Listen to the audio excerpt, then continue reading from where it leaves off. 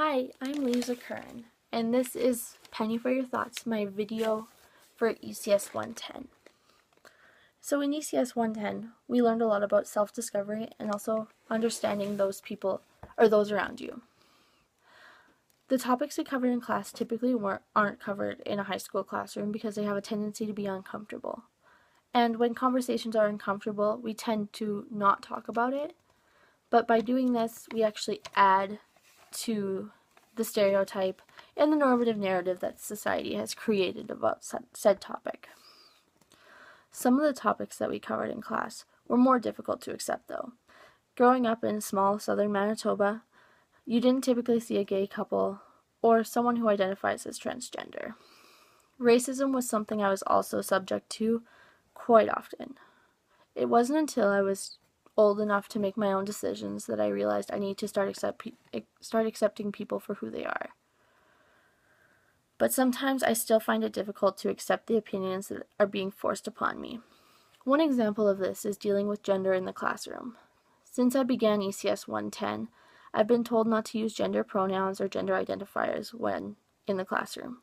And I find this quite difficult because there are times that you may need to, like knowing which bathroom your student's in. So if they use the pink monkey, it's safe to assume that they're in the girls, but if they use the blue monkey, then the boys. It doesn't matter if the student uses a different bathroom than their assigned gender. All that matters is you know where they are and they can be safe. But I can also attempt to remove those pronouns from my vocabulary in an attempt to better myself. Another topic I tend to have issue with is knowing the sex/gender of your baby. I say both because a baby is born with an assigned sex, but then later they can choose the gender of their child, or of themselves, sorry. But at this time, I would find it difficult to raise a baby who is gender neutral and then allow them to choose their own gender.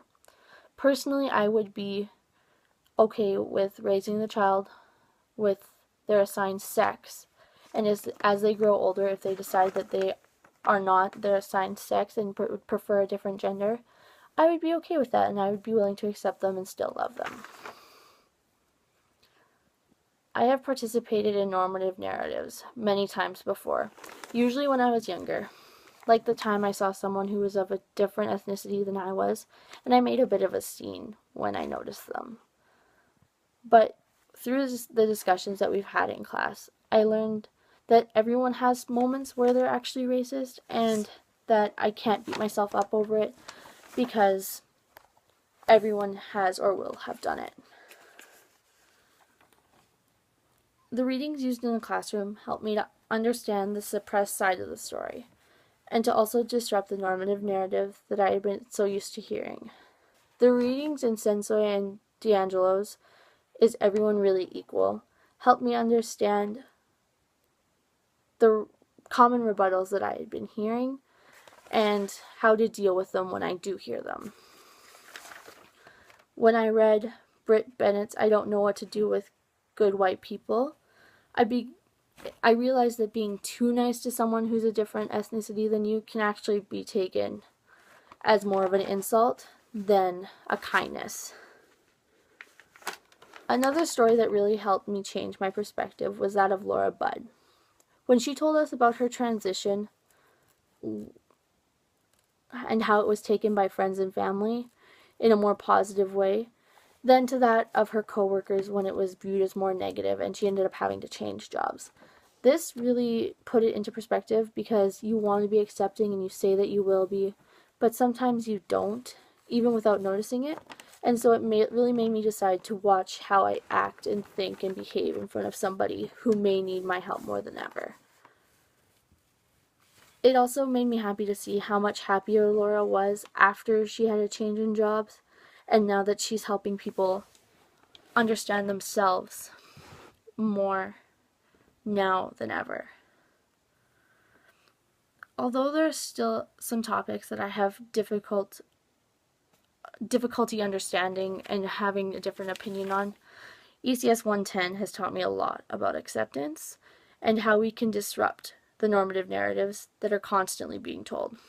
Although I still have a lot to learn, and I need to be more open and understanding, I have gained knowledge that will help me in my everyday life and help me in my future career as a teacher. Thank you for watching. Oh, you can't read that.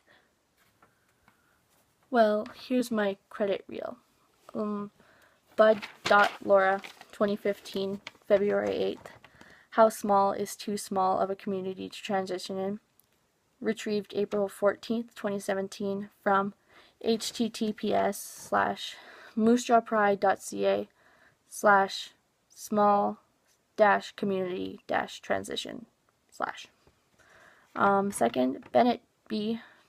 2014, December 17th. I don't know what to do with good white people. Retrieved April 14th, 2017 from http://jezebel.com/I don't know what to do with good white people -1671201391. And finally, Sensoy O and D'Angelo R. 2012. Is everyone really equal? An introduction to key concepts in social justice education. Multicultural Education Series, New York, New York. Teacher College Press. Thanks for watching.